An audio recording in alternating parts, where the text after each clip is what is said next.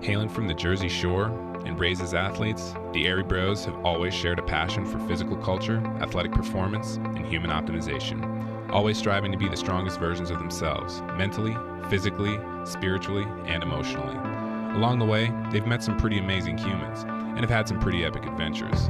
The intention of Airey Bros Radio is to showcase these amazing people and the impact that they've had on them, and to share tips, tricks, and hacks so that you can win each day, every day.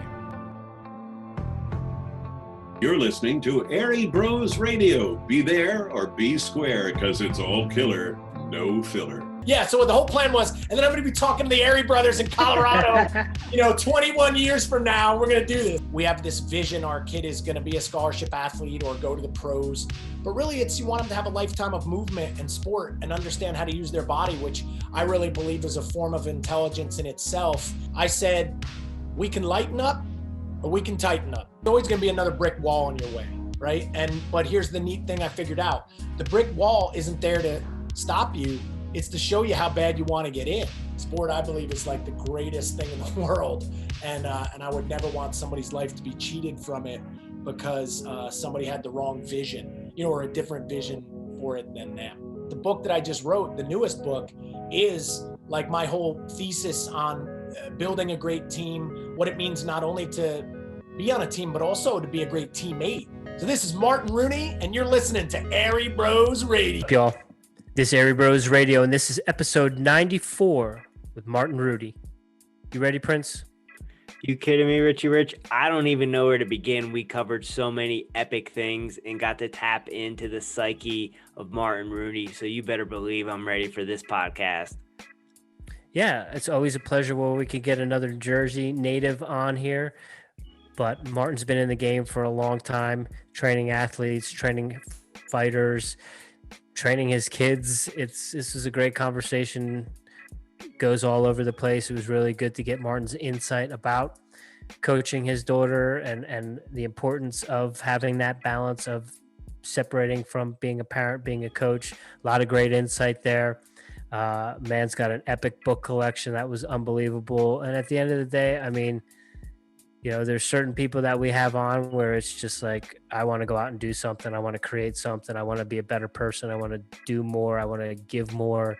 And Martin is just one of those guys that brings that energy and the passion, and it just comes through in this conversation. Agree with you 100%, Richie Rich. If you need a perspective shift, this is the podcast for you to listen to. Martin has a great amount of knowledge, and we got to tap into some of it. He got me inspired to do some college reading when we hop off this. He is a smart dude who's trained some of the best athletes in the world and has a great perspective on life. And like you said, raising kids. So this is an awesome listen. So if you enjoy this one, make sure you go over to Training for Warriors, click on the show notes, all Martin's links. Tell them the Airey Bros sent you. Rate, review, subscribe. Sit back, relax, and enjoy this episode of Airey Bros Radio. Yo, like the Prince said, go check out Martin on his socials. He's got a library at his house, but he's also got his own library on YouTube. I mean, the man's been putting out content for years. He's written 11 books. Coach to Coach is one of his most recent one. He's got another one that's getting ready to go through the editing process and bringing that to you. Just go show him some love, get some books. I think I'm looking at my books right now. I need to go start reading, and check out our premium content on Patreon if you're interested. And also in 2021, we're doing value for value. So if you got any value out of Martin's conversation, maybe you think about how to approach your kids and their sports a little bit differently. Maybe you got a new perspective on reading books or writing, or just someone that's got a lot of great energy and you picked up on that. If you get any value out of anything we're doing, give us one of those digital heavy handshakes. Show us that value. Until next time, it's the boys from 1512. Much love. Namaste.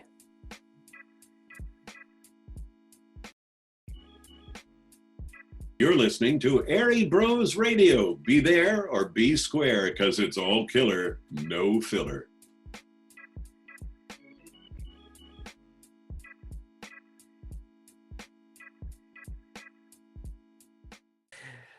what's it like being a dad, but also being a coach? How do you guys separate the two? Like, is it like when we're at the track, it's coach. When we're at home, it's dad. Is there crossover? You know, because we've had our parents were athletes, and even though they weren't necessarily our coaches, they were heavily involved. And sometimes for us, it was there wasn't that separation of, okay, we're at home, we're not at the cross country course, we're not at the wrestling meet, we're not at the wrestling club. Like, how have you been able to balance that? Yeah, I think I would say it's a great question. And I think one that is interesting to everybody. And I wish I could say, hey, I'm the best dad in the world and the best coach in the world. And even today, we just had practice right before this. That's why I'm kind of dressed like this. And it's a fine line between dad and coach. And what I've always tried to tell her is, hey, if it's just me and her, which it has been for the last year as a result of the pandemic, it's been a lot of, I'm kind of like dad and I'm always there. Whereas when I'm coaching at the high school, and even I was the middle school track coach as well, she knew that when everybody else is there, I'm coach and I'm treating her like I'm her coach. But when we're in the house and we're home, I'm dad. And I think we've done as great as we could do.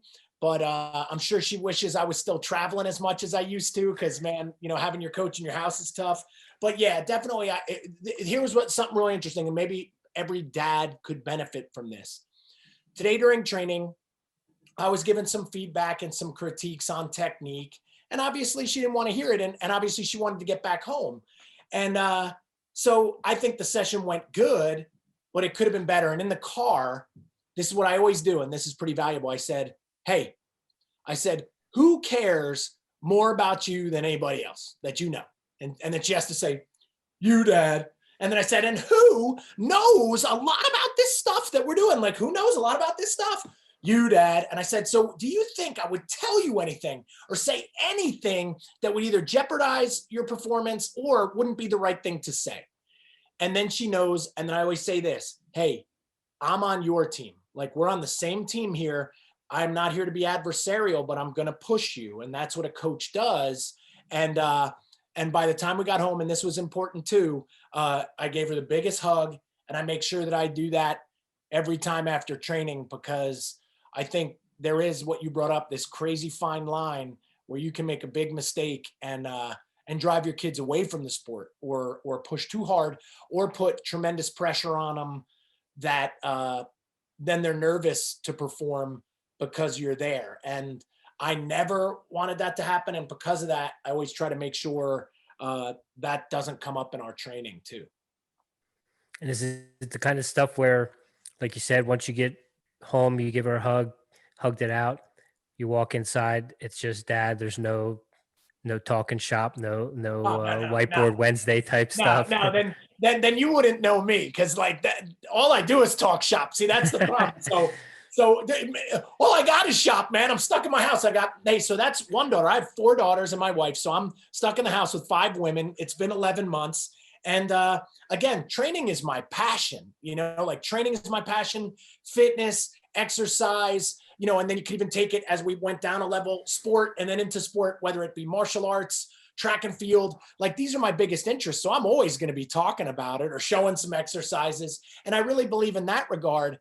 I'd rather have done it, and even though maybe she didn't listen, then I never did it, and maybe she would have. So hey, we still have our fun, and tonight we're gonna, you know, watch a movie or something.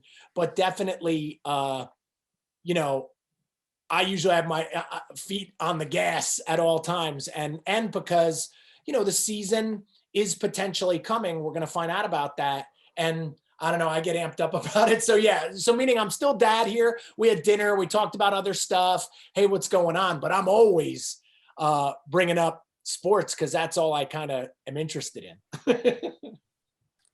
Speaking our language. Yeah. And as a coach, how do you deal with kind of getting your daughter in the mindset of not knowing if the season's coming or not, but we still got to train, we still got to shoot for these goals regardless, and we got to stay focused because it might come, even though, you know, there's a chance it might. How do you navigate that? Yeah, well, that's a great one, Jimmy. And now imagine, so, you know, she had a really big sophomore year, and then we were really getting ready for junior year. And right as the season was about to begin, that's when, quarantine hit and there was no junior year season. And I'll tell you what, and you're going to like this one. I said, we can lighten up or we can tighten up. Which one's it going to be? And I said, we can double down and we can do more and use this as an advantage that we can actually do more training, or we can do what a lot of people are probably going to do and lay back and do nothing, and make excuses. Cause here's what was happening, man, tracks weren't open. Gyms weren't open. So you know what did I do? We're training in our basement and we were running in the street. And then when we could get on some tracks, we started putting in better work than we ever have. And you know what we did? We videoed every session and we sent it to all the college coaches that we were already in touch with.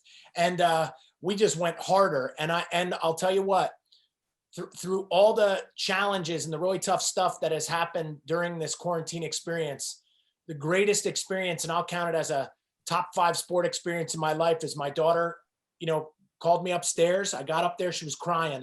And this was through when the college process was going, and there were so many ups and downs. Programs were cutting track and field. Then maybe things are on, maybe things are off. We didn't know anything. And she showed me the text, and her biggest dream, she's got a vision board up in her room about Notre Dame. And that's been my big dream, my dad's dream, my grandfather's dream. And she showed me her phone and it said, hey, we want to welcome you to the Fighting Irish in Notre Dame, welcome to the team. And she started crying. And I'll tell you, it was one of the best hugs I ever got. And then the whole family came up. I called everybody up and we had this group hug. And I'll tell you what, nobody saw the 6-8 straight months of work once it all went down to get there, plus the years and years before that. But how we did it, to again answer it, was we just took advantage of the time that we would have. And it gave me an opportunity to spend more time with her than I ever could have. And I'll tell you what, we were, we really have put in a tremendous amount of work, and that's why I can't wait. And I'm really hopeful that the season is going to happen. But like you had asked, now I'm remembering it, was I just kept saying, hey, the season may not happen. And during this process, they would say, hey, they're going to have a meet. And then the meet would get canceled. They just had all through December, there's going to be an indoor meet. There's going to be an indoor meet. And every weekend it would get canceled, and it would get canceled a couple days before. And I think she's been pretty cool, because it's just, I think we're numb to it now. And now here's how I'm doing it right now. I'm telling her, we're not thinking about anything except the end of May. And hey, if the end of May doesn't happen, then we're thinking about freshman year at Notre Dame. But we're not going to stop training, and we're only going to stay, focused on continuing to work. And I'm really proud of her for that, because I really feel for all the athletes out there that, because I was a late bloomer in high school. Junior year was pretty good, but senior year was my big year. If I would have never had a junior or senior year, I wouldn't have been a collegiate athlete. So I don't know. I just know there's a lot of kids out there that it didn't happen, and then they never got to see how good they could have been. And maybe they gave it up, or they're just not, they haven't trained in now a year and a half or something, and they're doing nothing, and it's, I think it's going to in some way change the landscape of sports a little bit for the next couple of years. And I really, I've seen some of my daughter's friends that have quit sports, or, or gained some weight, and they just aren't taking care of themselves through this experience too. And man, it's hard to be so self-motivated that you're going to continue to do it, especially through all the stuff that has happened, and these kids are on social media, so they know it. But ultimately what I did was I just kept her focused, and we just went and trained. We didn't change anything. And, I think that was the best thing that we could have done, versus really sit back and wait for something to be coming up before we do something about it, And she's the oldest? Yeah. So that Sophia, she's just turned 18. So she's my oldest. Then my second oldest, she's 15. She's a freshman. She's a swimmer, and doing really good on the varsity right now as a freshman, which we're really pumped about. And then I have a 12-year-old and an 8-year-old too. So they're younger and just getting started in the process. What are they gravitating towards? So it's funny. It's I got 2 swimmers and 2 track athletes. So my first and third daughter, very similar body structure, very similar, fiber type. And then my other 2, and remember, I've tried them in everything. So that's some other advice too. At first, let your kids try stuff, see what they gravitate towards. But remember, as the parent, you got to always direct the show. And I saw at a very early age with my oldest that, like, I don't know, it was like the perfect match of, I love track, and I knew I had a little track kid on my hands. So she was a 2-time All-American when she was 9. So, you know, in shot put and long jump. So I knew she was just been very unique for a long time. And my second daughter, though, we tried track, but that not only wasn't her thing, but I could see it wasn't going to be her thing, you know, and because that used to be my specialty of talent identification, and just having tested probably 10,000 kids, you know, using a lot of the, you know, kind of Eastern Bloc methodology, so maybe it'll sound crazy, but my oldest has been my 18-year athletic experiment, you know, and definitely she's like proven that the stuff, if you do it right, it works. Yeah. I always tell my friends that are now married and having children that, it should be swimming, gymnastics, and a martial art of your choice. Yeah. Like those are the foundations where you should start. And sometimes some people poo-poo me and they're like, swimming and gymnastics. And for the guys that are like, gymnastics, I'm like, well, look at George St. Pierre. You know, like you take a gymnast and you give him a golf club, he's going to figure out how to hit it straight down the fairway. But if you take a golfer and you show him a pair of rings, he's just going to stand there for 20 minutes until you tell him to give up. Well, yeah. So my oldest, we did gymnastics. Well, here's what I would say. She didn't do swimming. So we did gymnastics, we did taekwondo, and man, it was very detailed, very strict. And then we did dance. So she, and it's interesting. She's also the lead in the school play. She loves theater. So that became a really interesting thing. But yeah, in terms of coordination, movement, rhythm, and the ability to pick up, extended longer routines, that's, the motor programming aspect that you develop. I agree. I think you should develop it at a very young age, where I think it's going to be a rarity to find some professional athlete that didn't start doing something until they were like 12, and it's unfortunate to hear that. And remember, I get it too, that every parent, we have this vision, our kid is going to be a scholarship athlete or go to the pros, but really you want them to have a lifetime of movement and sport and understand how to use their body, which I really believe is a form of intelligence in itself. And ultimately an incredible form of confidence and, or even to the extreme fearlessness to be able to have that. And that's what I tried to always inspire and put into the kids, where my 2 swimmers, they kind of found that on their own, which is interesting because I'm pretty dense. So I treading water's like a torture event for me. So, but 2 of them, they gravitated towards it. And that was a big step for me, because I had to say, then let's do it. If you want to do that, let's do it. Even though that wasn't one of my passions or one of my big interests, and that's where the kid will sometimes lead you to something too. And ultimately, what's the parent's job?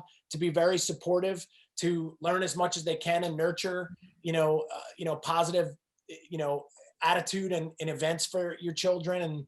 And I think there was a reason that most of the pro athletes I ever worked with were guys, but I ended up with 4 girls. I think it was like a good balance.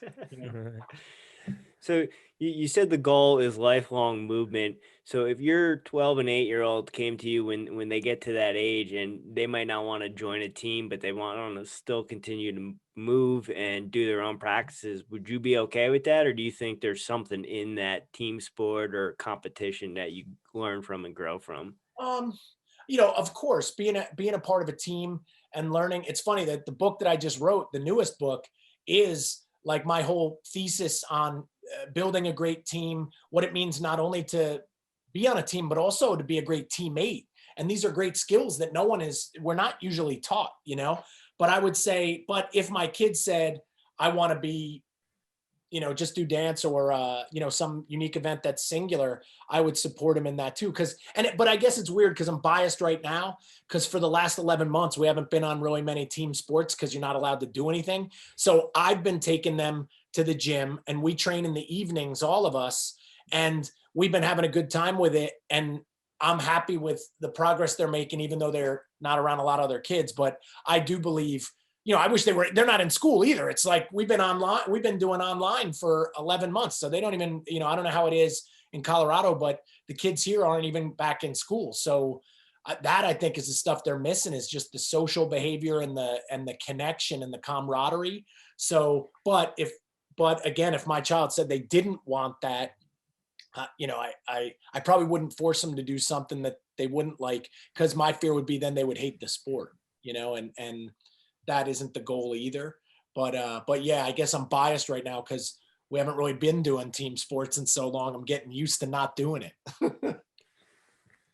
So you had mentioned the book, and we know you from back in the day training all the Renzo guys and all the Jersey MMA fighters, and you wrote a book back then. You got a podcast. You do speak, and was that always the goal? Was to branch out from coaching, or did that just kind of happen as necessity to grow training for warriors? Yeah, well, and that's another great question. And yeah, I guess, hey, for anybody we jumped into this, where anybody that's not familiar with me, hey, I grew up in New Jersey. I played a bunch of sports. I wrestled, I played ice hockey also, but track and field was the one that gave me the best opportunity for college. I went to college as a javelin thrower.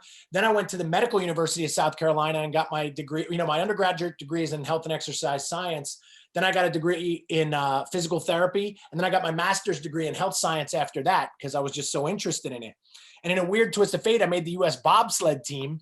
And then I was on the U.S. Bobsled team training at the Olympic Training Center for a few years. And when that was over, I became an orthopedic therapist. So before I ever had a vision of coaching or anything else, I was an orthopedic therapist. And you guys mentioned your parents. My mom was a phys ed teacher. So my mom was a high school phys ed teacher. And I just always wanted to be around sport and coaching. And I started training with Renzo. I was one of their original students, where Matt Serra, John Danaher, these legendary guys, they were just beginning there as well, where now these guys are, the legends of legends. And he took a liking to me in particular about my fitness level. And then I started working with guys and training guys. And I really did not know a lot about it. The sport was still in its fledgling stages. Again, this is like 1998, this is 23 years ago. And that led, obviously, hey, to my work at the Parisi Speed School too, which became a huge part of my life, where I got the opportunity to work with athletes of every sport and universities and professional sports teams. And so to answer it now, to get everybody up to speed there, then that's when I started writing for different magazines. All those articles started to get compiled into smaller pamphlets, then into books. And then those self-published books became so popular. Then big publishing houses wanted to do real books. And then those real books, when they went worldwide, people wanted to hear me speak about the topic. And then the speaking led to courses. The courses led to certifications. The certifications led to my Training for Warriors program. And now that's where I am, is all these things have happened, but to go full circle, but they were never by design. So the design was I was going to be a physical therapist. And, but I followed my passion. And I think that's the best lesson anybody can hear today. Everybody told me I was nuts when I said, hey, I'm going to go with these fighters, right? And everybody was like, you're out of your mind. And then when I said, I'm going to get into sports performance, well, actually, it didn't even exist. There wasn't even a real word for that yet. And but every bit of it worked out because I was chasing my passion, and it was what I really wanted to do and where I felt where I was at my best. And I think that, unfortunately, sometimes is the last thing that people do. They usually end up doing a job they don't like to do the thing that they're passionate about on the weekends occasionally. And I decided to go all in and take a risk. And you know what? It's I'll say this: I have not worked a day since I left physical therapy and started chasing my dream. So the short version, it was never planned. Like, I had no plan for, we're going to be talking. Yeah. So what the whole plan was, and then I'm going to be talking to the Airey brothers in Colorado, 21 years from now, we're going to do this. So yeah, that was never the plan, but it worked out because I chased what my biggest interests were. And then that became attractive to everybody else. And I think that's a common theme with all the great people that you see in something that you like. Where'd you go to high school, Martin? So I went to Sayreville High School. So, right on. And I know if anybody knows Sayreville, it's pretty tough where, for Bon Jovi to be the second most famous guy from our hometown, it's hard on that guy, it's not easy. So I went to the same high school as Bon Jovi, and you guys, that means we're closer down to where Bruce Springsteen's from, Yeah. So So are you guys from Point Pleasant, or where are you guys from? Yeah, we went to Point Bar High School. Okay, cool. Yeah. Yeah. So my mom's from Toms River. So my mom went to when it was just Toms River. Now she went to what is south. Yeah. You know, and I think Frankie That's because she knows the Farrell sisters. That's my mom and her sisters. They all graduated from the original Toms River High School too. For real? Yeah. Wow. Yeah. Your There's, mom. Then they might know my mom. You got to ask them tonight, because I'm older than you guys, but my mother had 4 other sisters, so their last name was Maynard. So you got to remember that one and see if they remember that.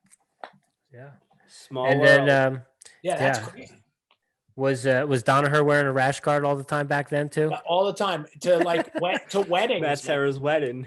Yeah, to weddings. No, but dude, those dudes are legends, and they were beasts from the beginning. And I've got, to watch their growth and to see who they are now. It shows that when you singularly chase certain things on a path, hey guys, 20 years and you can be the best in the world in anything. It's just, are you going to do it?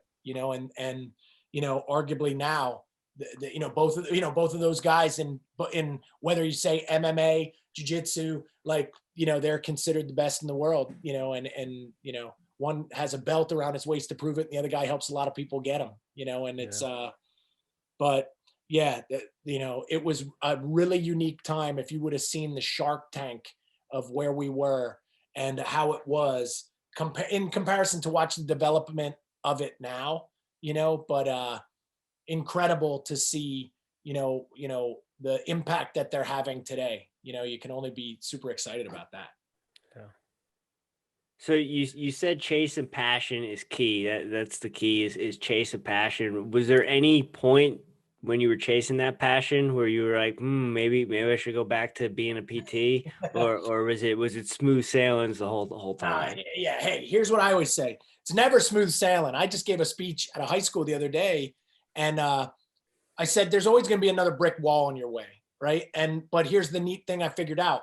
The brick wall isn't there to stop you. It's to show you how bad you want to get in. See, because if you let the brick wall stop you and you turn around, then you didn't really want it that bad anyway. Then it probably really wasn't your passion. So, man, there were so many times. You know how many times people would say, dude, you're training all these fighters. I almost got fired from my job a bunch of times because I was training the fighters. The fighters didn't pay. They had no money. That's one claim to fame. I never took any money from any fighters. I was doing it because I loved it, and nobody understood it. Because remember, it was still like a banned sport essentially then. Yeah. And so people thought I was nuts. My mom and dad thought I was nuts. They told me no, they said, you can't go do this. Go back and get a real job. This is crazy. So it was constant obstacles. I was living in the basement of a guy that I met through jet tickets that I had. I used to sit next to him. So he lived in Wyckoff, New Jersey. And I was living in his basement. We're trying to build this company. Everybody thinks I'm out of my mind. So I guess that tempered my steel, that it was I got used to everybody thinking I was nuts, but I just loved what I was doing. And I was just so into it. And I'll say this, I never had a vision it was going to be what it is today. If you would have told me the UFC would be what it is today and jiu-jitsu, I would never have believed it, because it was just so underground and there was just so few people involved and there was so much opposition that I could never have believed that it is where it is today. So that's not why I did it either. I did it because I don't know. I loved those guys, and it was just so exciting what we were doing. We would be over at Pride in Japan. It was incredible. It was these incredible adventures. And I don't know, but I chased something few were chasing, and then ultimately that someday makes you valuable. So another big lesson is, once you know your passion, if you can figure out your passion and turn it into a niche that maybe other people are interested in, that can really lead to something great, for you to pursue, and that is, that's kind of, now hindsight's 2020, right? I couldn't see the map when I was doing it, but now when I look back on it, that's what I see that I did. I had a passion, then I developed a niche, then I really did a lot of work and put a lot of work out there. And then the world took notice. And then I still had the courage to act on it when I was asked to do things. And that sharpened other skills like speaking and writing. These were all things I wasn't any good at. And then it changed my life, and I wouldn't trade anything, but it was nonstop brick walls for a whole lot of years. There's no doubt about it. And a lot of like, pork and beans and no food and no money too. But again, that also was never what I was chasing. So I think if you really chase the thing you're most passionate about, the world and the money will eventually find you. Right. We've had a couple of different people on that have written books, and they've kind of had the same sentiment, is like, if you have a thought, you have an idea, if you want to write a book, just do it. Just put the time in, do it. So can you talk to us about what was the motivation behind the first book, and then what was the writing process like back then, and what has the evolution been to, because you've got a couple under your belt now. So what was, you mentioned the one that you just turned in. So what has the writing process, or has it evolved since then? Oh, has it evolved? Oh my gosh. Well, here's what I'd say. So this is book 11. This is number 11. So that was my 11th book, and 12 just got submitted. And that'll be the 5th one with a major publishing house. But here's the thing. It all started, I guess you could say, you would call it now blogs. They didn't have blogs when I started. It was almost articles. Mine were called like articles. Now it's like blogging. And the first part that I would challenge anybody is you just got to start writing, right? Or actually, here, I'll even take a step back. First, you got to start reading, right? So what I would say is, before you ever want to write a book, you better read 1,000 books. And I've got thousands on my shelves. I think I see books in the background there or other stuff. I don't, and, so I read and I read and I read. And then what happens is, you read enough of other people's ideas that then when you start to really formulate your own, then I really believe it's time to start writing.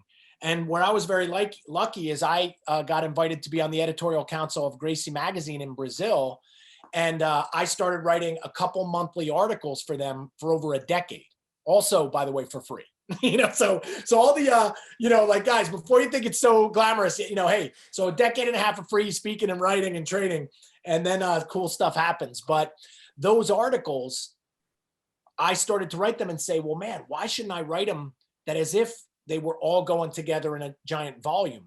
And that led to one of the original texts called Training for Warriors, the Team Renzo Gracie Workout. That was like the first big self-published one. And that went so huge on Amazon. One day I got a call from HarperCollins in New York City. I went in, the guy had it on his desk and he says, you want to do this book for real? You want to do this thing for real, man? And I was like, yeah, and I had my first book deal. So no editor, no agent, no nothing. And that led to most of the other ones since. But what I would say is I have made, since that time, writing has really become a craft. So this latest book that I just handed in, I spent 2 years researching it, and then building the ideas, the concepts, the chapters, all the things that I would want to do. And then I spent the last 3 months writing it. So 3 straight months, 8 hours a day, sitting down. And look, you guys will get a secret thing. These are my 2 muses. I found these once, these glass things, and they sit right here because this is where I wrote it. It's just been turned in, and it says write and it says create. It just says write and create. And they sit right there. And man, I would just sit down and go. And until a chapter was done, and I did 29 days, 29 chapters. Then I did 29 straight days after that of editing all those and chopping them down and slicing them down. And like, how is it written, and really getting into the text, to the punctuation, the grammar. And then I took another 29 days and did it again. And it was this incredible process, super arduous, but the thing that was the final thing at the end is probably the work that I'm now most proud of. And to see where I was at that original thing, just writing about just fitness and exercise, to now this story on philosophy, but it's really a great story. I've really pushed myself in that arena too. So yeah, like writing now, I take as a really serious pursuit or vocation, where I think originally I was still a fitness guy and I was just writing about like, the cool stuff that I was doing, and so definitely that's changed. But remember, that first thing, I'm a late 20-year-old guy. Now I'm a late 40-year-old guy. So I'm 2 different guys too. Right. But definitely the writing process, I was super into it. And now there's going to be so much more that still has to happen before that one comes out that nobody sees behind the scenes. But I'm already now back to reading again, deep diving into reading to try to say what's going to be my next idea for my next book. And then I'm going to flesh that out again. So it's, So I think writing will be a lifelong pursuit from this point on too. Do you If that do you type it out or do you actually write it out? No, I type. Yeah. So it's kind of funny. Like, but it's interesting you say that, Jimmy, because I have, when people say, what are my most important books? I've got about 30 completely filled journals. And how I would do it, my process was this. I would usually be traveling almost every weekend for the last like decade and a half, 150,000 miles a year somewhere. And I would write on planes, and I would write where I was in the world, what I was doing, where I was at in my life, things that I was thinking about. And then on the return trip, I would write about everything that had happened and the things that I had learned. And I called it like breadcrumbs because I knew I wouldn't remember them 10 or 15 years later. And those are where the great ideas would happen. And those I would actually write, and those would be handwritten. But here's what I've noticed. And it's interesting because now I haven't traveled essentially in 11 months. I don't know if I'm going to continue to practice because I can type so much faster. You know what I mean? Like handwriting is a chore and takes so much longer to do that when I'm writing a book, man, you can just rip. Where if I were to write it out longhand and then you got to edit it and stuff, it would, that'd be impossible. And what you turn is also a document. So, it's better to start probably there too, if I was going to give advice. But when you read about the old writers, and I've studied so many of them, that man, books used to be written longhand, like incredible, that it would take years. I can't imagine, and then they would do another version and another version and another version. That had to be torture. Do you miss traveling? Yeah, absolutely. It was, I would say I became, I think the best word is wanderlust. Like I would always be so excited for a new trip, new adventure. So, and in a cool way, in the last 5 years of my travel, I'd visited 35 countries. And that would be one of my biggest things every year would be, what's a new country I'm going to get to? Where is this going to take me next? What culture will I experience? What foods will I try? Words will I learn? Who am I going to meet? And like that has been a giant like show hole in my life right now of like, man, because it's weird too. Cause now I'm like, holy cow, I can't believe I did those things. That was really hard. Remember all those trips? That was so long. Remember all that where you go long enough and you start thinking maybe you won't do it as much, but I just wonder, I don't know when things are, I can't forecast when we're going to be allowed to just, I guess, be visiting other countries at will again, and I'm really looking forward to the time that we can, but I know there will be changes due to what has happened. And that's going to be a while, like just, even if we're back and everybody's vaccinated, I think we're still going to be wearing masks. I think we're still going to, like that speech I gave at the high school, I was wearing a mask for it. Like I never, like you got to be able to see my face. And when I'm presenting and stuff, I mean, I had a mask on. So I don't know if it's the same effect, you know what I mean? And I would go places and fill audiences with say 50 or 100 people. I don't know if people are going to be pumped up to do that in close quarters anytime soon either. So, that camaraderie and that, the word in German is Gemütlichkeit.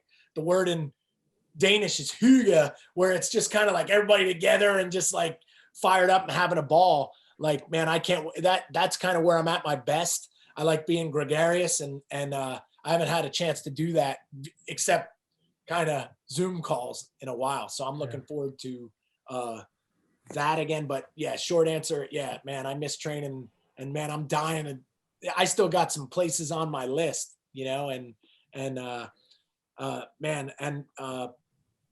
in particular for Christmas, my wife gave me a bucket list book, of only adventures. So an adventure bucket list book, top 1,000.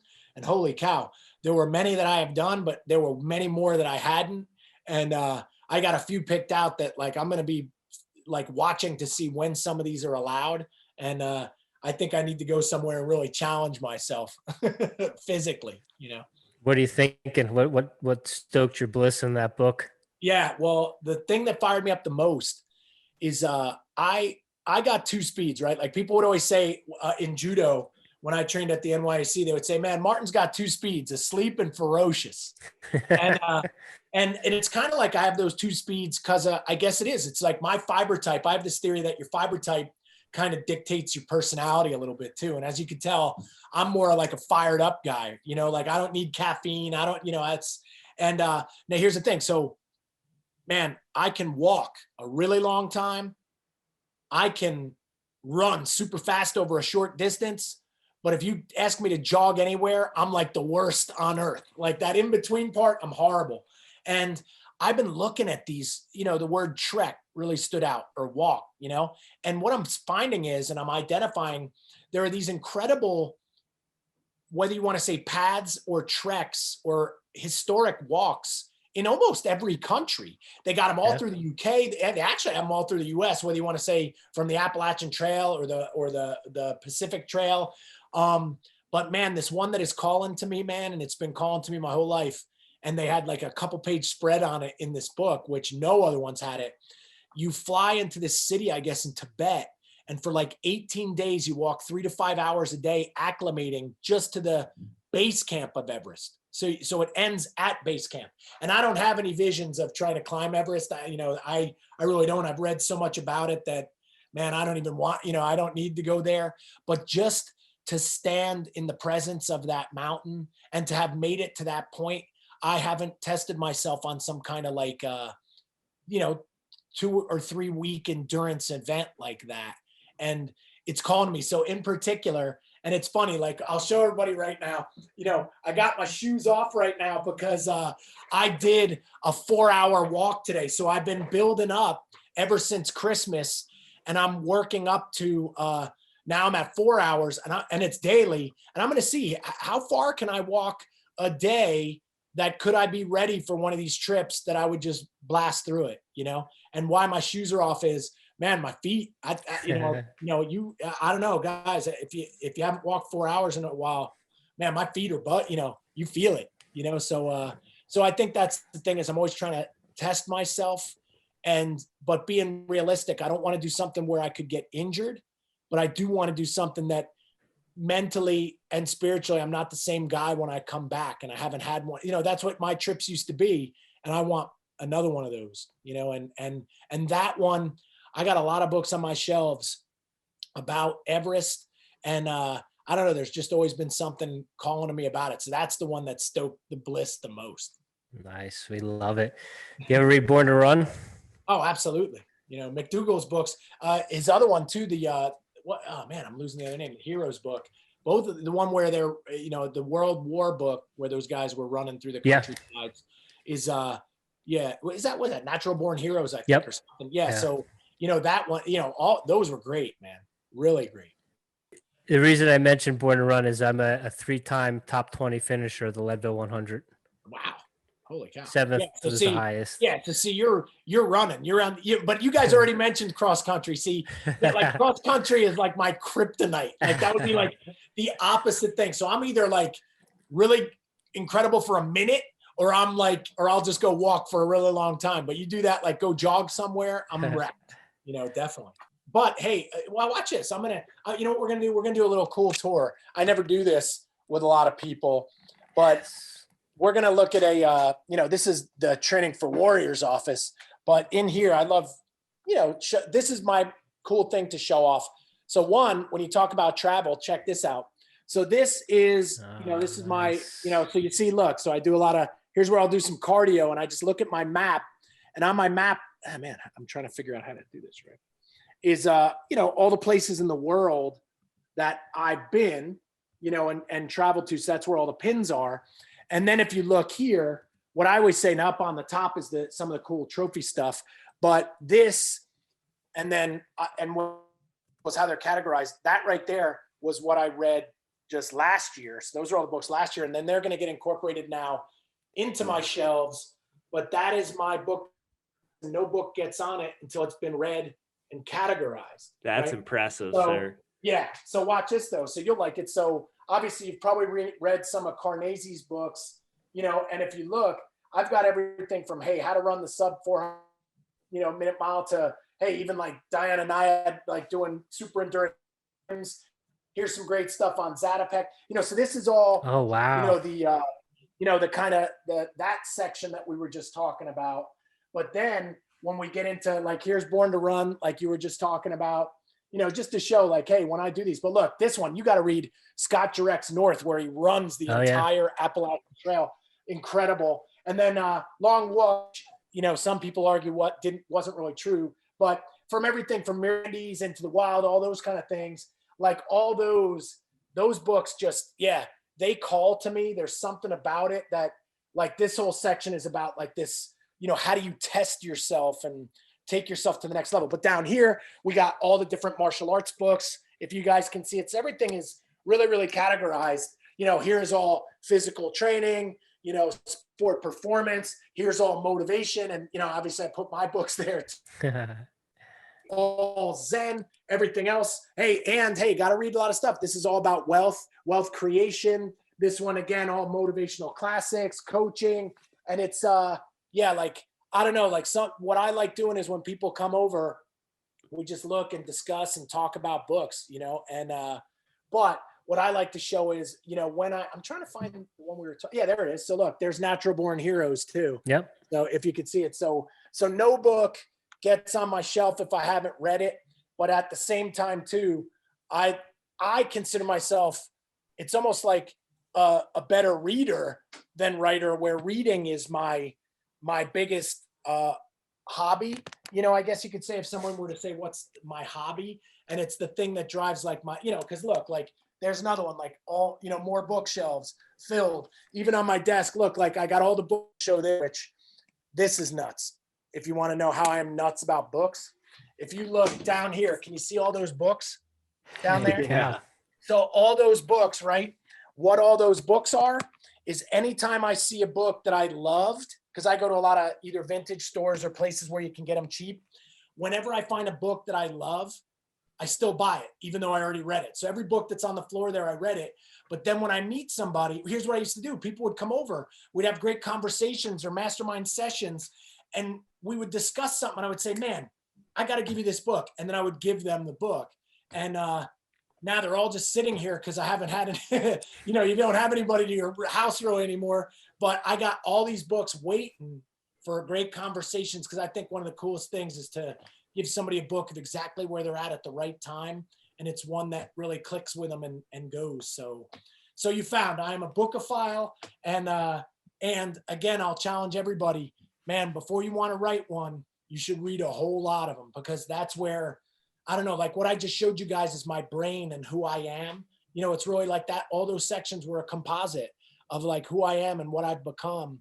And I don't know, I just love a book where, I don't know where people get their information anymore, but that's my favorite stuff. And in particular, again, like, man, I've read so much on, Badwater, and, again, definitely Leadville. Carnazes writes about Leadville a lot. And, I know some people have different views of him sometimes of, I don't know where he is in the community with you guys, what you do, but I have huge respect for that. Just because I can't do it doesn't mean I haven't read a lot about it. So that's got to be like some of the hardest stuff in the world, man. Well, Martin, that is you've read an actual library. That is extremely impressive. I am someone who I am dyslexic. Reading has always been a task for me. I use digital readers for college right now, and I am envious of your reading, and it is totally inspirational. And if you see that green banner, I don't think I'm using the right term, behind Rich, but that is actually from the summit of Everest. A lady gave that to him when he finished the Leadville 100, that she actually summited Everest. See, that's why we all had to talk today, man. Like, it's like it all comes full circle. And now I see it, because at first I didn't even, I don't know what I was looking at, but maybe it was drapes. Now you got the coolest drapes in the world. No, super cool. It's a Kahat scarf, and they give them out in the Himalayas in the base camp particularly. It was given to me by Ellen Miller. Ellen Miller is I don't know how many have done it since, but she was the first female American to summit Everest from the north and the south side. Yeah. Now there's so many, I don't know, there's so many cool things about it. In particular, what I was chasing a lot was how the legend of Mallory, George Mallory and Sandy Irvine, they were last seen very close to the summit. these were the original guys, you know, the English explorers from that great age of exploration when, you know, you're still coming off Shackleton and Falcon Scott, and they're racing to the poles, and they never knew if he made it or not. And there's a book called The Lost Explorer, which I loved, where they went and they found, I think it's Conrad Anker, and they found his body, you know, and they actually found it, which is, they say, is harder than, they said it's not like a needle in a haystack, it's like a needle in 10,000 haystacks, you know. I think watch this, I might even have that. Yeah, look at that. So I keep that one right by me all the time. But this is a double, but it's really weird. Yeah, because this one, yeah, this isn't the signed copy, but so this is the double. Yeah, Conrad Anker, David Roberts, and but the National Geographic Channel just did a special, you know, so Jimmy, you don't have to read it, you could watch it, and it's them going there, really awesome. And I don't know if you've seen Meru and the Dawn Wall and all these other, you know, man, if you've got Netflix or something like that, like I don't watch things for entertainment, I watch things for achievement, I like to say, or something like that, somehow that I'm going to be better. And man, I watched a few of those things, and, you know, obviously Free Solo I thought was cool, but some of these other ones I liked a lot more, you know, just on the challenge. But definitely this got me, that was the thing that got me really inspired. Same thing with Krakauer's books, you know, obviously the classic Into Thin Air, but I loved Into the Wild even more. That one was, holy cow, that one takes you places. And that movie I thought was pretty cool too. You know, if not reading it, Jimmy, if you want to watch a movie. So it's, but yeah, there's this adventure side of me that, like, I think it's inside of everybody and it's calling to them, but most people just never do it, where every year I was able to pull off some really cool stuff. You know, like every year in December, we would go into the Arctic Circle and really challenge ourselves up deep in Finland, and which is one of my favorite countries in the world. And this year was the first year in 10 years I didn't get to do it. You know, so I'm really jonesing for an adventure or something, you know? And, but like you said, like a physical test, because, hey, to have done the Leadville, like, man, whether you come in first or last, is that a belt buckle you get for that? Or what is that? Yeah. It's a belt buckle. Hold on a second. Yeah, okay. Now he's going to go get it. So Martin, what's your reading diet look like? Are you devouring like 2 or 3 books a week? Yep. And I've been doing that for a very long time. But here's what I'll say, Jimmy. I was not, for anybody listening, I was not a great reader. I did not read in high school. I'll even say this, I didn't read in college. You know what I read? I read what they told me to read. That was where I was at. And here's where it all started for me, which is pretty interesting. I was on the U.S. bobsled team. The medical university had just finished. And for the first time in my life, no one was telling me to read something, but I had nothing to read. And I was in the airport and I'm looking on the shelves, and I don't know if you've ever heard of it, but it's called The Way of the Peaceful Warrior by a guy named Dan Millman. Yep. And it was just sitting there, and I said, that sounds cool. And I grabbed it and I read that book, and that like got me fired up. And then I read another book, and I read another book, and I wasn't good at first, and my comprehension wasn't great. And I didn't really read quickly, to where now remember, that was 30 years, you know, almost 30 years ago. Now, yeah, I would say, so last year I read 120 books. It was 119 books last year. And so this year, because I have them on the shelf over there, so I'm on number 7, but I've been deep diving into books that are, I would say, more arduous. I'm reading a lot of Eric Larson now. In particular, I'm reading a really interesting one right now. And actually I'm seeing now they all go together. So he wrote about the sinking of the Lusitania. That was Dead Wake. He wrote Splendid and the Vile. I just finished that. That was about Churchill in his first year as Prime Minister of England. And then now I'm reading In the Garden of Beasts, which is about, the American ambassador that was in Germany during the rise of the, the Nazi party. And he has these incredible spins on history. And how I got into him was my kid had to read Devil in the White City, which is incredible. Like, just this incredible book. So, but his books are like 400 or 500 pages. So I don't read to say how many I read a week. I read just to read, you know what I mean? So it's not like I read and, hey, I got to get 50 pages today, or I got to get 100 pages today. I read when everybody goes to bed and until I fall asleep. But I've gotten to the point that I read much faster, and I keep the comprehension. And I don't know, here's what I would say. This is a bold statement. because we were talking about stuff earlier. I would say reading is my drug, right? Like, so reading, if I don't do it, like I have withdrawal symptoms, if I'm not learning new things or something in my brain now, if I am not creating new neuronal pathways and new stuff is happening, I am bothered by that. So I would say, yeah, it borders on like an addiction where if I got to always have new books already ready to go in the queue, or I don't know what I would do. Right. So it's, but that took me a long time to get there. And that library that you just saw, don't forget, that's 25 years and nonstop over 25 years. And that's how you build a library like that, which is, I don't know, but I do challenge everybody every time I meet them to build one, because when I've seen the most famous people in history and you see their gigantic mansions, one of the coolest rooms in their house is their library, and it's way bigger than mine. Right. So, so it's just start. What's your number one gifted book? Here's what I'm going to tell you, Rich. Like the hardest thing, if somebody says, what's my favorite, no one can say favorite thing. I can't say favorite or number one really on anything, even down to my kids. I'm not allowed to. Like, so if you said like favorite movie, man, I'm not good at that. Favorite food, not good at that. Like I can tell you a lot, so what I would say is I'm pretty eclectic, but like I showed you on my floor, I got like 200 books sitting there ready to go in every different thing that, man, I love all of those books, and it's whatever one is the one that person needs right then. But probably what I would say is selfish plug. My favorite gifted book over the last year since it came out is Coach to Coach, because I wrote it. So then I get to give somebody a book that I like too. So, and this is pretty cool. Check it out. So this just came out a few weeks ago. This is it in German. So congratulations. They translated it in German because it was doing so great. So it's so pretty cool. Because my parents lived in Germany for a few years before I was born.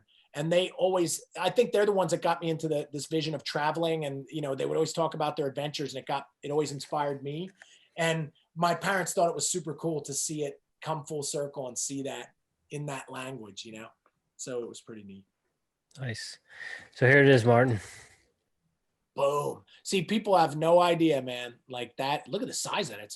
Is it really as big as I'm thinking it is? Or yeah. It's like a title belt. Oh, crap.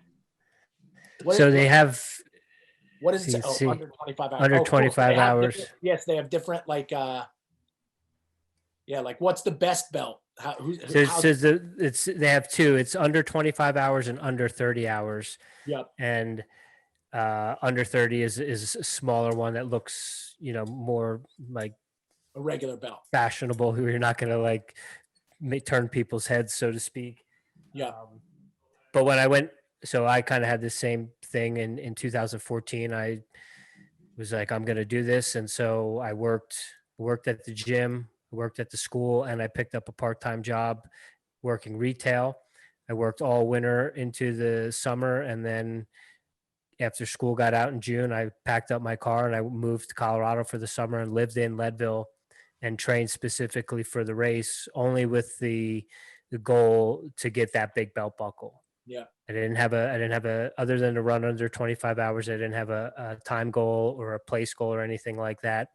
Just wanted to get that belt buckle because I thought weddings, funerals, holidays, any sort of mass gatherings where I have to get dressed up, I want to have that thing on because I'm not super outgoing and large social crowds I never really enjoy. But when I have that thing on, people want to talk to me. Oh yeah. They're like, what is that? How did you get that? Why are you wearing such a goofy thing like that? So, but yeah, over the course of the summer, living there, training, people started to notice me. And then the month before we had a 50-mile race, I got third in that 50-mile race. And then people are really starting to notice me.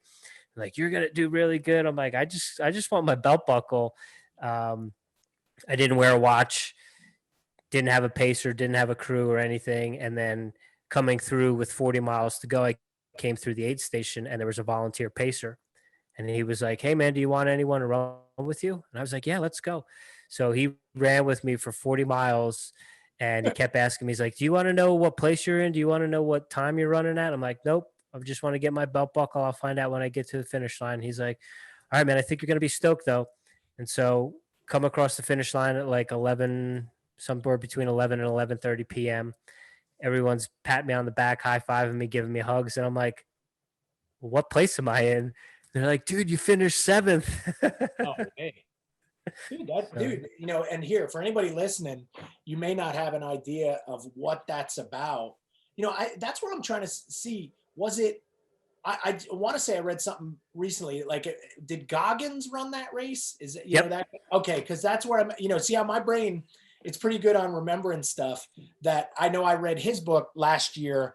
And I was like, why is it jumping out at me that it was Leadville? And I remember he like got really challenged on that one, or so, you know, I remember reading about that.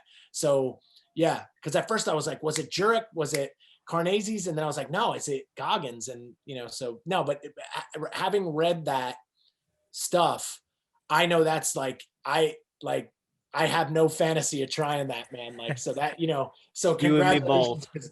Yeah, because that puts you in a unique, you know, stratosphere. And for anybody listening, you have no idea, like, to what, now, how physically, how were you, like, say for the few days, week after, like, how long was the recovery process? It wasn't that bad. I do a good amount of strength training and being in the gym and stuff. So I tell people I've recovered faster from 100-mile trail races than I have from road marathons. And you think that's the surface or just the pace? Or? I think it's the pace. You know, it's just such a hotter, more intense pace where you're just thrashing your body. And obviously being on the roads doesn't help. When you're on the trails, it's a little bit more forgiving on the body, and you're just moving at such a slower rate that, I mean, I've recovered pretty quickly. Now, so Jimmy, I mean, the only way you're going to top this so far is you got to tell us about, like, the 6 months you spent up in the International Space Station. Can you, what do you got? The only thing I have to top it is in 2018, me and Rich lived in Leadville for a year. That's as close as I'm ever getting to running that race. I thought you were going to say in 2004, I beat Rich up, for his lunch money. No, but I beat him in a half marathon once after he rode 70 miles on his bike. So that's the only time I ever. Martin, we got some rapid fire, but I got 2 questions. The first one is, how every time I've ever seen you, listened to you, you're always got that fire, always got that energy, always got that PMA. How do you just wake up like that? How do you keep that PMA? How do you keep that energy? I need some of it. Can you bottle it? Can you send it to us? Yeah. Here's what I would say.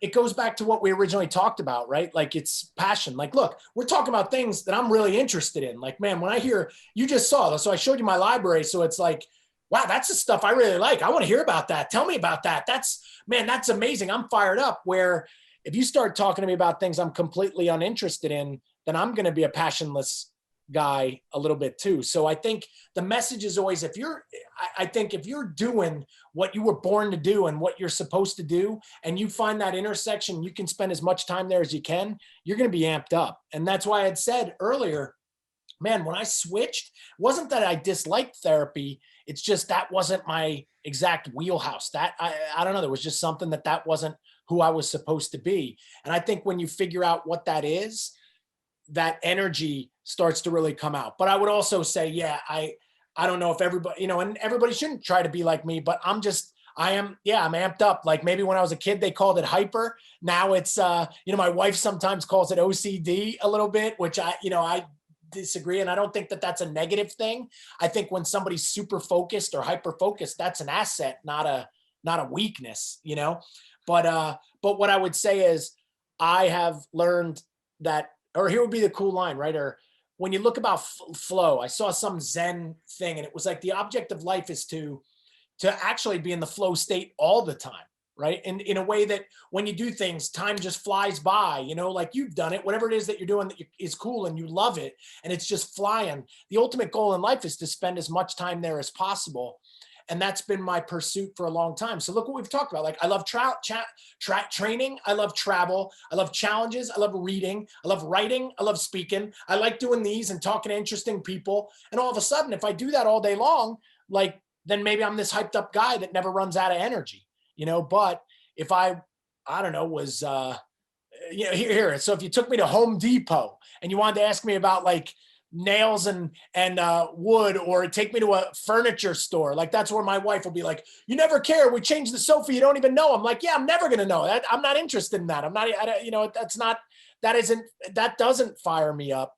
So again, I think the lesson is your energy, and the boundless, endless energy is going to come out when you're doing what you're supposed to be doing, and when you're on a mission, right down to running 100 miles in a Leadville 100, right? Like, where did that come from? Because you really wanted to do it, whether it was the belt buckle or the passion or the challenge. You were doing something you were supposed to be doing, and incredible feats happen. Like, think about it, Jimmy. You could ask your brother, how'd you do that? Like, because I couldn't do that. Because, I don't know, that isn't the thing that I would want to try to do. but ultimately, hopefully that gives some insight. But I would also probably say that, yeah, I've always been a type A, pretty high fired up person anyways. But definitely I got to channel it in the right directions. And then that became something that the world took note of too. Right on. And I know you haven't traveled much, but I know a couple months ago I saw you on the UFC with Jim Miller. Yeah. What was the whole COVID UFC experience like? And how epic is it for you, because you've been with Jim forever, to see him still out there doing his thing, dude's a legend at this point? Yeah, well, hey, Jim, I told you guys earlier, Jim was on the phone with me before we did this, and he was here this weekend. So he was here this weekend with me, and we were strategizing. And to have been with him before he ever was in the UFC, it's a pretty incredible experience. And remember, he has the most fights in UFC history. He's tied with Cerrone for that now, and he's third most wins all time. So he's had a legendary career. And so the first part of your question was about COVID, and it was a pretty scary experience. Like, Jim called, this was back earlier, I guess, I don't know, May or April, when, we were right in it. And he called and he said, hey man, I need you. Can you come to Vegas? And I was really worried that my wife was going to say no, because there was a lot of unknowns then. I think the mortality rates, no one knew what was going on, and it was scary. We were like locked down then. And I said, Jim, I'm going to have to ask my wife. And he understood. And now I feel bad about saying that, because I said, hey, my wife is Amanda. I said, hey, Amanda, can I go? And she was like, can you go? You gotta go. Like, what are you talking about? He needs you. He needs you there. This is what you do, man. You're a coach. You gotta go.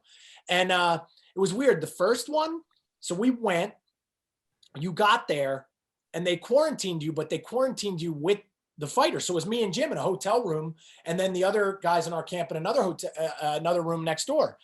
And then they tested us like the next day. And then like the next day you got your results back. Well, what's scary about that is one of the other teams, one of the guys that was like my role, tested positive. And then that guy, the fighter, got kicked out too, because they were all together. And I look back, because remember, that was the day he subbed his guy and won fight of the night. That was a big payday. That, imagine if I would have had it and then he would have been disqualified. I didn't, that was pretty surreal looking backwards, that like, wow, they needed to fix that. But then for the second fight, because I went twice during, in this last 11 months, he fought twice.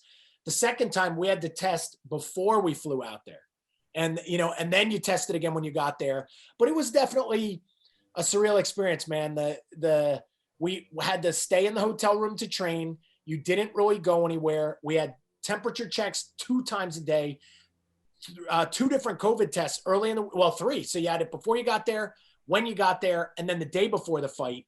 So it was like scary the whole time, because you're thinking, whoa, what if I got it this time now? Or what do I have it? Now everything's canceled. So there was just a real edge of seclusion and a little bit of fear. But then the craziest part was fighting with nobody there, like to have no crowd and no fans. Guys, hats off to all the fighters to be able to go in there in an environment like that and do what they got to do, because it was downright spooky, because on TV, it doesn't look like that. Like on TV, it's like you don't really notice, but you just walk into an empty kind of arena and it's dead quiet. No one wants to say anything because you don't want to be too loud. You can hear the announcers talking, and then kind of like the fight happens, and then, man, they kick you out. You go right back in the car, right back to the hotel, and then they fly you home. So the UFC, hats off to them. They've done an incredible job. where a lot of other organizations didn't have the ability to pull off what they did, because they've been running like an event a week for this entire pandemic. But it's definitely, I think, man, to be in those casinos and feel the energy, and to be in the arena and feel the energy, it was totally different from the, say like 100 other fights I've been to in my life, so, but it'll be one like now, it'll be a neat thing to talk about, someday, of, wow, remember that when, like, we're wearing masks. You had to have a mask on in the thing. It's even though you've been tested 3 times. So it was definitely, I don't know, like, not, I would say, optimal experience for the fighters, but the fact that they're getting to still take care of their livelihoods and do stuff when a lot of other people can't, it's, I don't know. I think the UFC's done an incredible job. Nice. Yeah, it's crazy now. Back in the day, I saw Jim Miller fight Frankie Edgar in Atlantic City in the legendary fight. Yeah, legendary fight. I believe Frankie lost a piece of his ear. Jim kicked it out. Jim kicked off a piece of his ear, and Frankie's dad or uncle or something picked it up.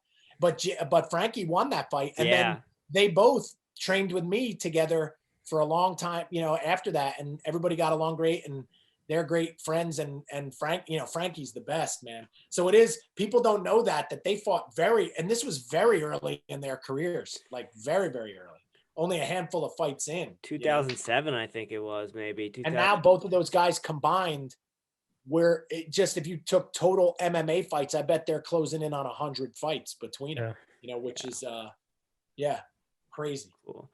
So we got some rapid fire for you, a couple more.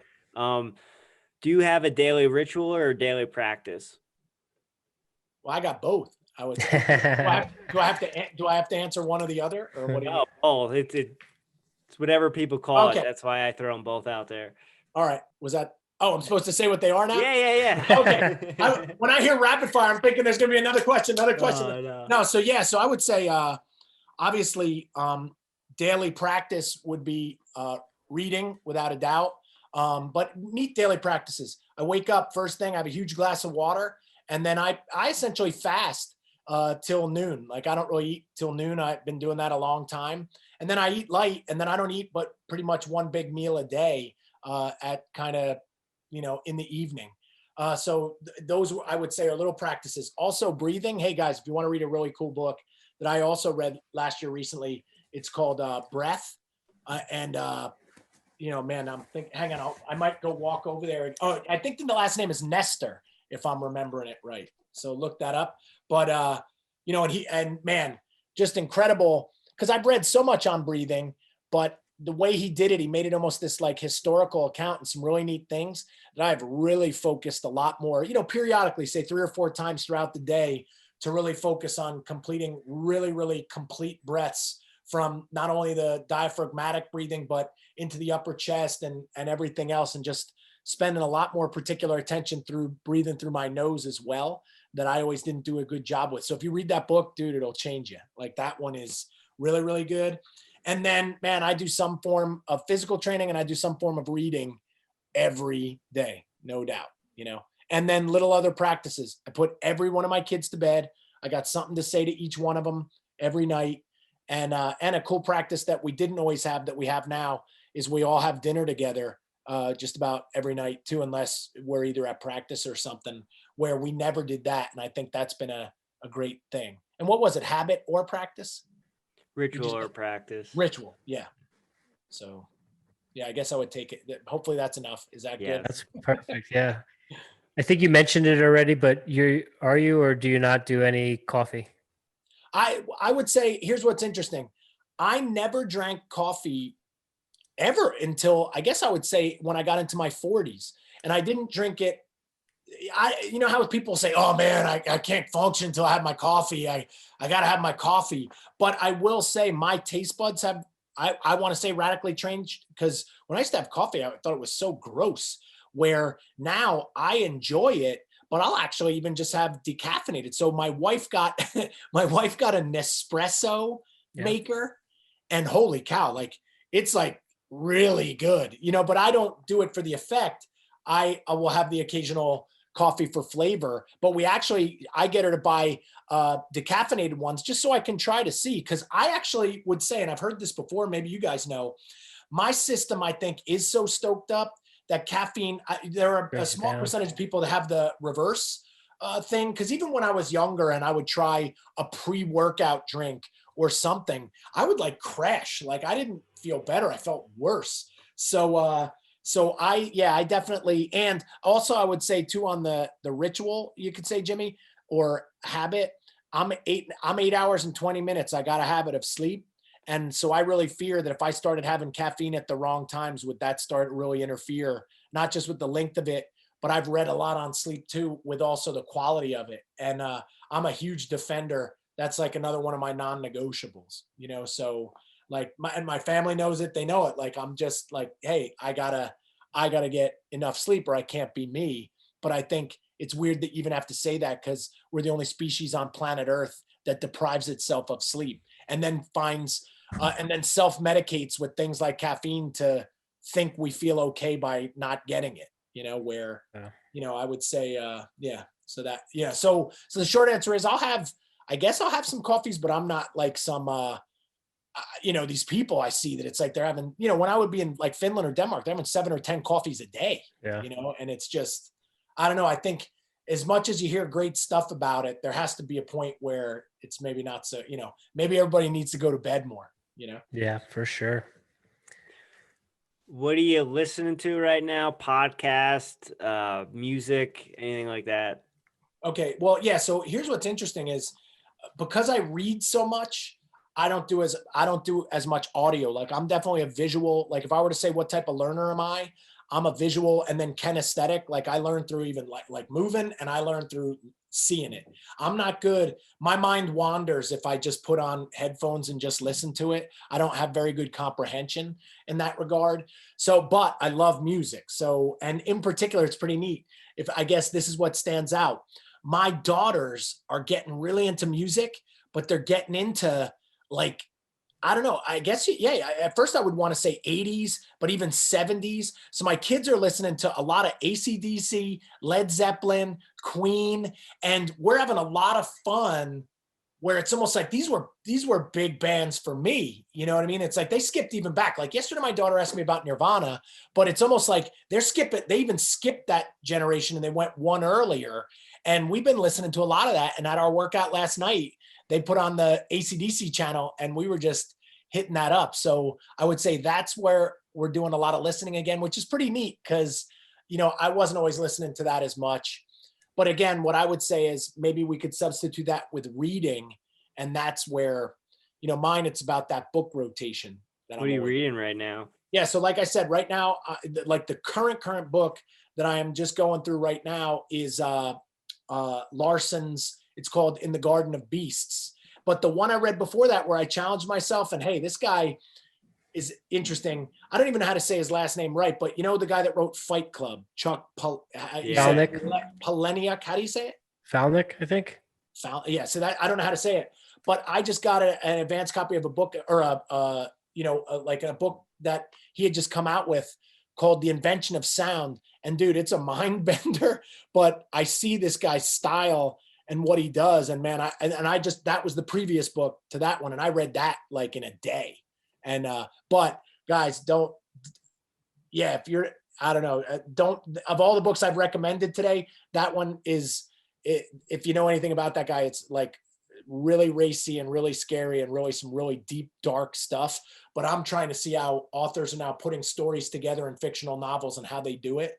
And he was pretty masterful in it, but the topics are, scary. Yeah. So not for everybody, so if Chuck, you're listening, I apologize, but if somebody, but so I thought it was really cool, but yeah, really, really stuff. So what it is I'm always moving through things. Another thing about the reading too, is I don't read dozens of books at one time. I found that then I never finish any of them. So when I commit to one, as long as it feels good, I go. If I'm not liking it or it's not taking me where I'm going, I'll move on and let that one go because I wouldn't want to waste the time reading and spending my time on something because I only have so much time. and then I'll move on to something that I'm more interested in. Awesome. That's good to know, because sometimes I get frustrated when I'm not into something, but I feel like I spent the money on I gotta this. do it. Like I gotta do it. And so Martin said I could put it down. Well, here's what I would say, Rich. What I always say, and this is a step even earlier, I always say a book is a big investment in your time, so you should do your due diligence. So before I ever purchase a book, I have really researched it enough that I know this is going to probably be a book that I want to read. And a simplest way can be looking through all the reviews. Another way can be hearing it from someone else that they had actually read it and that it resonates with you and you have a similar style. But I have, in recent years, I wasn't always like that, but now if it's not going, like, man, put it down, because I'm missing out on something else I want to read, and I'll never be able to read them all, so I want to read the ones I want to have read versus take a week. And hey, many people don't even read them. Like Jimmy was saying, hey, you read a couple a week, man, sometimes a book a week, you're still going to read 52 books in a year. And if you can pick a couple of topics out and read 20 books on a couple of topics, you're like a world expert in that topic, so, but you need to make sure it's the topic you want to pursue, why you're really reading it, because not everybody can read a book in a week. Sometimes it takes longer. And hey, a week of your life, what are you willing to trade for that? So, valuable. Excellent. This is the last one. And 10 months ago, this used to be a much more lighthearted question. And now some people shy away from it. But I think with all of the books that you've read, you may have come across one or two in your day. But do you have a favorite conspiracy theory or something that you geek out on? Your book that you've read about a topic that if there was one thing you could maybe learn the truth or know yes or no to something. Do you have anything like that? Yeah, absolutely. A guy that really interested me, and the books are on my shelves. Did you ever read Chariots of the Gods by? Yep, Graham Hancock. Yes. Yeah. So I would say the stuff that really like gets me going, man, is like Stonehenge. These ancient civilizations. How did they do it? Where did they go? Like, and then and you start getting into the obvious stuff of like extraterrestrials or like where did this happen and how did this happen? So I've been very interested, dude. I want to go to like one of those other bucket lists is I want to walk the Inca Trail, and I want to do like the 8 or 2 weeker and then get up and finish at Machu Picchu. And I just want to see it, and it's, you start to notice that there are many places like this around the world, but when you see again, things like Easter Island, some of these, they stand out that I just want to see them. I want to go there, and it's just to sit and say, how did they pull this off? How did they do it? Why did they do it? And I would love to know some, pyramids, right? Like, it's almost like some of this stuff, even though, a few thousand years doesn't sound like a lot, it really is. But you almost want to know, like, how did they pull some of this stuff off? And I don't know. It's I would love to, if I could sit down and somebody had all the answers, I would love to hear those. Nice. Well, you said Chariots of the Gods, right? Yeah. Okay, that's Eric von Daniken. I was thinking Fingerprints of the Gods by Graham Hancock. No. So von Daniken is the one that, I read all those when I was, young. Like, because remember, he's before our time when he was really doing all this stuff. And those were massive bestsellers, and it just got me interested where, I don't know, like, actually, here would be an interesting one too. I was just watching, here would be like second one on the list because it's fresh. I was watching stuff on blacksmithing, and they found these swords, these Viking swords called umberts, and they have this name kind of engraved in it. It's a few hundred of them that they found in all different places in the world, but they were made over, 1,000 years ago, and they can't figure out how it was possible that they could have created the steel that they did to make these, like who this master was. They have no history behind it, but they were trying to see if blacksmiths today using rudimentary tools could still figure out how to create steel of this kind, and they think they did pull it off. But it's stuff like that there was, who were these artisans or these artists that were able to pull this stuff off, but yet that we lost trace of how or why or what, that's the stuff that I it really fires me up or interests me. You know what I mean? Like, I don't know, like it's, yeah, like, and I think it naturally calls to everybody, right? Like, I don't think you could go up to the top of Machu Picchu or see, see those sculptures on Easter Island and not be like, how on did this happen on an island that's 2,000 miles from the nearest continent? And then yet on, I guess the natives call it Rapa Nui. Like, where did these people go? And what happened, so, and that's what gets you charged up, right? Because there's all these theories, but everybody has an idea, but which another cool book. Did you ever read Kon-Tiki? I have not. Or heard of it? So that's the guy, a really, really great adventure book where they built these balsa wood rafts, and they actually showed that it was possible to get from South America to Easter Island or Hawaii or or Polynesia.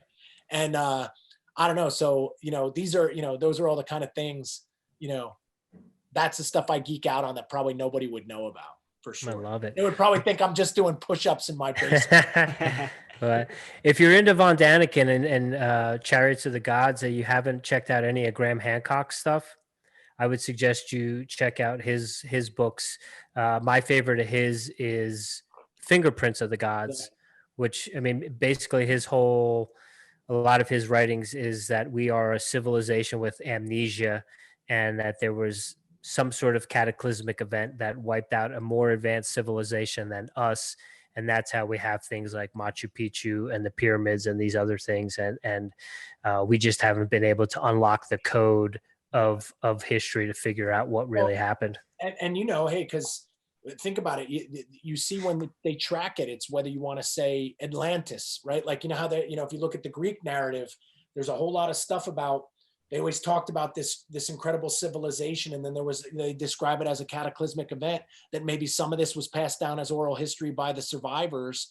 And it happened there, where if you've ever seen, I forget what it's called. It's almost like a time dial or a clock. If you've seen it, that's like, 10,000 years old that they found. And they're like, how is this even possible, and different things. So yeah, that was that's the kind of stuff that always really fired me up, and everybody's got some different ideas on it. Actually, another good one too, if you've ever read, and he's deep, but if you've read Joseph Campbell's stuff too, everything from A Hero with a Thousand Faces to the Power of Myth, which is just, it's almost like an interview. That guy had to be like one of the most intelligent guys ever, but he really chases all the historical hero, different stories and the hero journeys, but it all maps back to all these old civilizations. So you might find some of that stuff in there too. Nice. Probably not where all the fitness people thought the conversation was going to go today. That's what we do here at Airey Bros. Someday I might get known as a cerebral guy if I keep pushing hard enough, right? You're a Renaissance man. Yeah. Hey, trying to be, right? Or what I like to always say is, no, man, I'm just getting old, right? I've been doing a couple of things for a really long time, and then you look smart at the end of it. Well, we appreciate it. We appreciate your time. We appreciate the conversation, your knowledge, your insight. I particularly really appreciate you being so open about parenting and the coach athlete, father-daughter relationship. That stuff is really important to us. And, the more we can get that information out there, because I think everyone on this conversation has seen enough crazy parents at the New Jersey State High School Wrestling Tournament that it's very important. Well, and it's every sport, right? And I think that one's tough though, because I get it. It's a fine line, and our identity becomes mom or dad and of that kid. And they become a reflection of us, and you can lose your mind, and it's, it's tough, right? Like it's, cause you walk a fine line. If you don't do anything, you don't push them, then that's, some form of abuse too. But when somebody goes so nuts that you scare them out of it, like I will say that, here's another little theory, is I don't think burnout is a real thing. I think kids get tired of either not being good enough or living up to somebody's expectations for them, that they find a way out, so it's almost, but, and here's something else. Kids don't burn out of video games. Kids don't burn out of social media. Kids don't burn out of TV. Why? Because it's giving them an endorphin rush and an enjoyment, and they get a good feeling from it. So if there's anything that I can remind a parent, man, make sure that they're like, whatever it is you're doing, they're enjoying it and they're having fun. Because you never want to be the person that, like, someday your kid is having a drink somewhere saying their mom or dad's a jerk, right? And and I've always kept that in my mind to make sure, man, that's not how it goes someday, and yeah. So that would be a little, sometimes that's controversial, because I hear it all the time. Oh, my kid, yeah, they burned out. I'm like, your kid's 11. They burned out. They burned out, or they weren't doing so good, and now they feel horrible about themselves, and sport actually made things worse. And that, man, sport, I believe, is like the greatest thing in the world. And I would never want somebody's life to be cheated from it because somebody had the wrong vision, or a different vision for it than them. Thank you so much, Martin. It was an honor to speak with you. Been a fan for decades now, and it was an honor to pick your brain this evening. So thank you so much for all you do, and keep up your great work. No, my pleasure. And hey, anybody listening out there, if you enjoyed this, let the Airey Bros know about it, because then they can bring me on again if you liked it, because this was just scratching the surface today, where there's probably a whole lot of other topics we could talk about and just riff on for a long time too. So it was my pleasure tonight, guys. Thanks for having me. Everybody in Colorado, stay warm. And hey, I'm wishing everybody safety for you and your families during this really crazy time. And I'm hoping that we're going to be out of it and we're going to get back to normal, and everybody's going to get going on their bucket lists real soon. Martin, real quick, where can people find you? Where can they get the new book? Where do you want us to direct everyone? Yeah, well, hey, Amazon.com. If you want to read Coach, it's an easy read. It take you 2 reads at most. But on Instagram, I'm the Martin Rooney. Facebook, Martin Rooney. But you can check out either trainingforwarriors.com or coachinggreatness.com, and there'll be tons of info. And if you want to see some of those old school videos, training Frankie and Jim Miller and all those guys, that's all up on YouTube on my channel. I guess if you just type in Martin Rooney, you'll see a lot of crazy physical challenges and cool stuff too. So if anybody goes and checks it, and I have a podcast called Into the Roar with a couple hundred episodes waiting for anybody if they didn't mind listening to me tonight. So if you just look, there'll be a lot of stuff to find. Awesome. Thank you, sir. Appreciate your time. Appreciate your energy. And keep growing those locks. No, yeah. Well, yeah, that'll be the big surprise that I'll have soon. If I ever, if my wife lets me show it off. Take care, Martin. Have a great night. Thank you. See you guys.